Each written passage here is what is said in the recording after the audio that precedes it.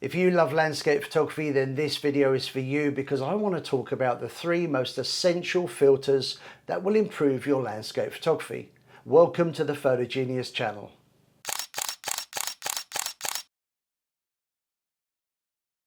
Hi, Paul here from Photogenius. Welcome to my channel where I post regular photography tutorials. I like to share tips and tricks, and occasionally I do gear reviews as well. If you are new here, please consider subscribing. Now in this video, I want to share with you some landscape tips, but in particular, I want to talk about how we can use filters to enhance and improve our landscape images. In this video, I'm going to be featuring Nisi filters. Now that does not mean that this video is sponsored or paid for by Nisi in any way at all, but I do have a relationship with Nisi Australia, and I'm going to tell you more about that later in the video. For those of you who are watching that may be unfamiliar with filters, let's start with the basics. Filters are typically made of glass and either screwed directly onto the front of the lens or fit in an adapter, and that adapter then attaches to the front of the lens. And we can use filters for a variety of different reasons. You may wish to enhance colors, you may wish to reduce glare and reflections, maybe reduce light, or you may even want to use a filter simply to protect your lens from getting damaged.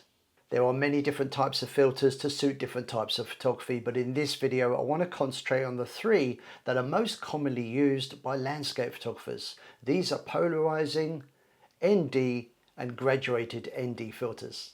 Now, as I've already mentioned, most filters will screw directly onto the front of the lens, and this is great until you buy maybe a second lens and find that the filter doesn't fit because the thread size is different. Now you can buy adapters, they're called step up or step down rings, so you can adapt the filter to suit the lens. My advice if you're buying this type of filter is to buy a filter that fits your biggest lens. With the Nisi system, you have a filter holder that attaches to the front of the lens via an adapter. The filters then slot into the holder. The system I'm using allows for up to 3 filters plus a circular polarizer to be used at the same time. If you're a regular viewer to this channel, then you may have seen a video that I put out some months ago called How to Photograph Waterfalls. In that video, I actually featured the Nisi circular polarizing filter. Now this is a very popular filter for people that like to shoot nature, landscape photography, but also can be used for things like architectural photography, photographing cars, and a bunch of other things. So what exactly does a polarizing filter do? Well, used correctly, it can help to reduce reflections on water, glass, and other glossy or reflective surfaces. It can also be used to darken skies and boost color saturation, particularly greens and blues, which if you think about it, are often the dominating colors in landscape photography. To demonstrate how a polarizing filter can reduce reflections, let's take a photo of this fallen tree. Now note the reflection of the sky on the water surface. Now watch as the reflections magically disappear. To do this, I'm simply rotating the circular polarizing filter by turning the wheel on the Nisi filter adapter.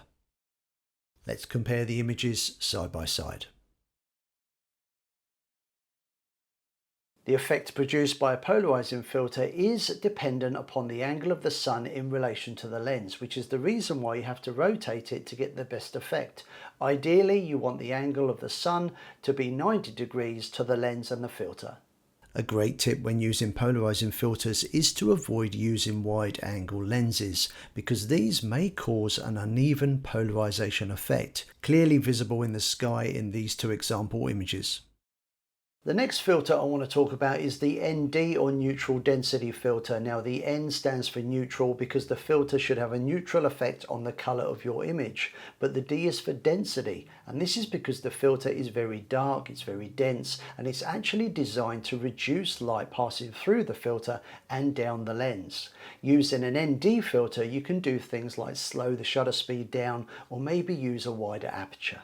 Now this particular filter I have here is a Nisi 10 stop filter, and as you can see it's very dark. Using this filter you can reduce the light passing through the lens by 10 stops. Now if you're not familiar with this term, I've actually made a short video all about stops and how it works. I'll put a link up here so you can check that out next.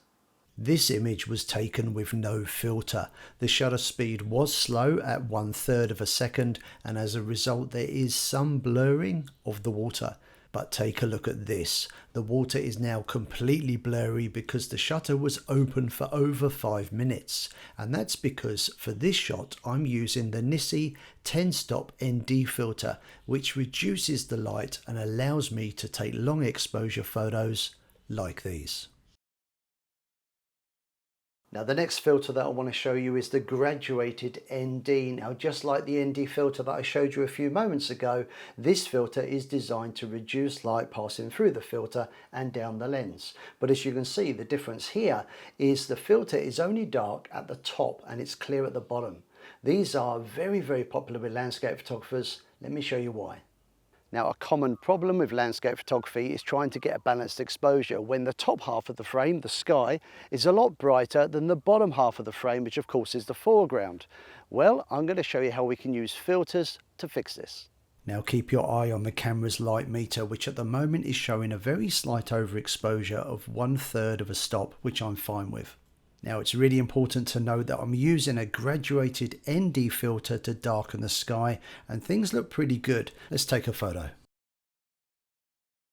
Now you'll see my hand come into shot as I remove the graduated filter, and as you can see for yourself, it's made a huge difference.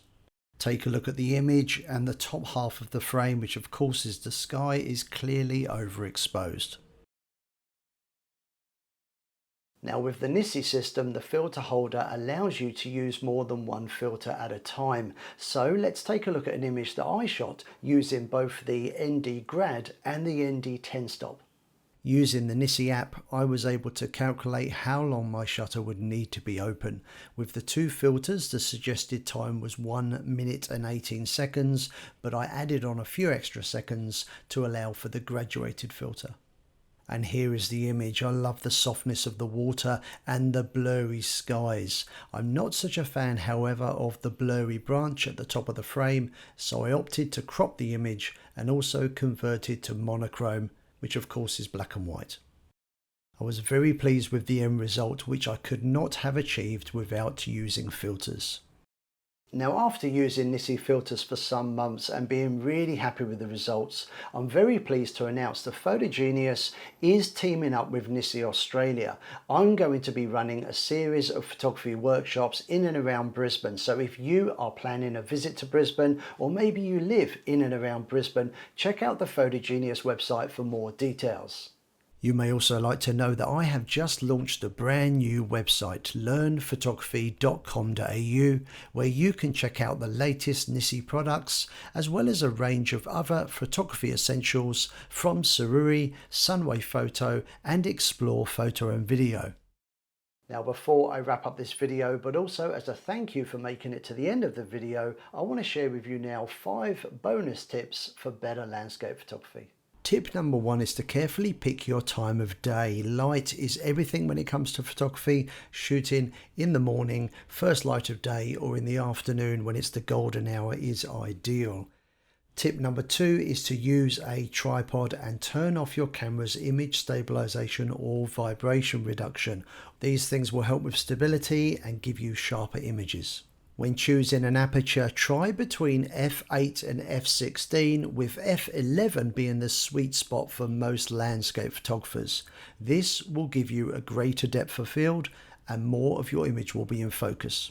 Tip number 4, you've heard it before, especially if you are a regular viewer, ISO keep it low. Where possible, lower your ISO to reduce digital noise. And tip number 5 is to use a remote if you have one, and if you don't have one, use your camera's self-timer. Every camera has a self-timer. This means you don't have to touch the camera, which will minimize vibrations and give you sharper, cleaner images. Now I really hope you've enjoyed this video and you picked up some great tips, and if you did, you know what to do. Please hit the like button because it does help the videos get noticed. Make sure you're subscribed so you don't miss out on future videos, and if you want to support me directly, check out Photogenius on Patreon for exclusive content that you're not going to see anywhere else. Now don't forget, I've launched a brand new website which is learnphotography.com.au, so check that out for all your Nisi products, and all that's left is for me to say thanks for watching, and I hope to see you again sometime soon. See you. Bye.